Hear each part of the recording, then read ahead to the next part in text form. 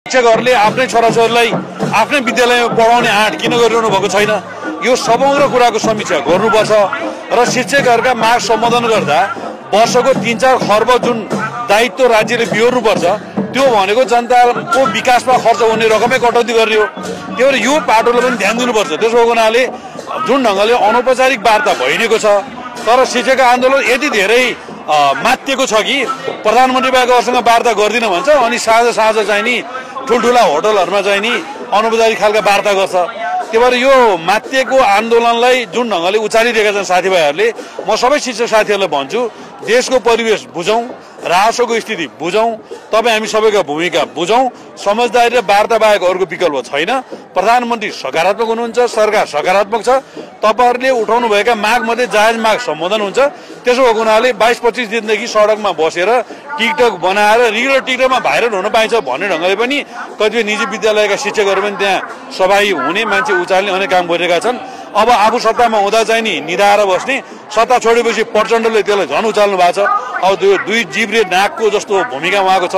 हिजो नारायण काजी लगायतका नेताहरूलाई पठाएर अर्को एउटा उहाँले स्ट्यान्डबाजी पनि गर्नुभयो। त्यसो भएको हुनाले यी सबै चलखेलबाट मुक्त भएर शिक्षक आन्दोलन टुङ्गाउनुपर्छ। अब कर्मचारीहरू, मिटर ब्याज पीडितहरू, सहकारी पीडितहरू, अब सरकारले संसदीय उच्च स्तरीय समिति बनाएर जुन सूर्य थापाले दिएको प्रतिवेदनलाई कार्यान्वयन गरेको छ। अब रवि लामेछाने जस्तो अन्तर्राष्ट्रिय ब्रान्ड बनेको, सेलिब्रिटी बनेको कसैले छुन सक्दैन भनेर यो कार्यक्रम रवि लामेछाने बालेन शाहलाई पनि देखाउनका लागि हो।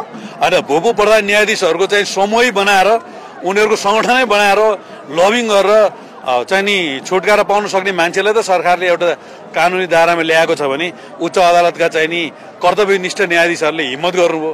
हैन, न्याय मरेको छ। रोके हजुरलाई हिजो ऊर्जा मन्त्री के रे उहाँ मन्त्री विभागीय मन्त्री जुन हुनुहुन्थ्यो उहाँलाई चाहिँ हटाइएको छ। मन्त्रीलाई चाहिँ उहाँले के भन्नुभएको थियो भने प्रधानमन्त्रीले ठ्याक्कै अदालतका न्यायाधीशलाई फोनै गरेर रविलाई थुन्न लगाउनु भयो भन्ने अभिव्यक्ति दिनुभएको छ। के भन्नुहुन्छ? अब तपाईको पहिलो प्रश्नको जवाफ दिउँ। पहिला यो कार्यक्रम कसैको विरुद्ध कार्यक्रम होइन। मैले अघि पनि भने नव उदारवादी र पुनरुत्थानवादी शक्तिहरूले जुन ढङ्गले चलखेल गरेका छन् उनीहरूलाई चाहिँ यसो अलिअलि देखाउने कार्यक्रम हो। यो कुनै विरोधी कार्यक्रम होइन। यो आन्दोलन शक्ति प्रदर्शन पनि हो, यो सेलिब्रेसन हो। युवाहरूले चाहिँ महोत्सवको रूपमा सही मूल्य मान्यताले स्थापित गर्छन् भन्ने कुरा हो। दोस्रो कुरा, कान्छारामजीको धेरै कुराहरू छन्। उनी आफैले रामेछापको मध्यपाडी राजमार्गको 1.5 अर्ब भन्दा बढी बजेट अलपत्र पारेर रामेछापवासीलाई धोका दिएका छन्। उनले 20औं जिल्ला भन्दा बढी चाहिँ नि ठुल्ठुला आयोजनाहरू अलपत्र पारेका छन् र उनले कुलमानलाई बचाउने बहानामा कुलमानसँग सेटिङ गरेर भ्रष्टाचारका असंख्य खेलमा उनी संलग्न छन् र कुनै प्रतिस्पर्धा बिना धेरै ठेक्कापट्टाहरू उनले प्रस्तुत गरेका छन्। त्यतिसम्म मात्र होइन कि पछिल्लो बेलामा नेपाल राष्ट्र बैंकको गभर्नर नियुक्ति गर्ने कुरामा 20 करोड भन्दा बढीको उनले सेटिङ गरेको, चलखेल गरेको कुरा स्वयं कांग्रेसका मन्त्रीहरूले थाहा पाइसके पछाडि प्रधानमन्त्रीज्यूले उहाँलाई अहिले निलम्बन गर्नुभएको छ। त्यो निलम्बन भएको झोक उहाँले पोखिरहनु भएको छ।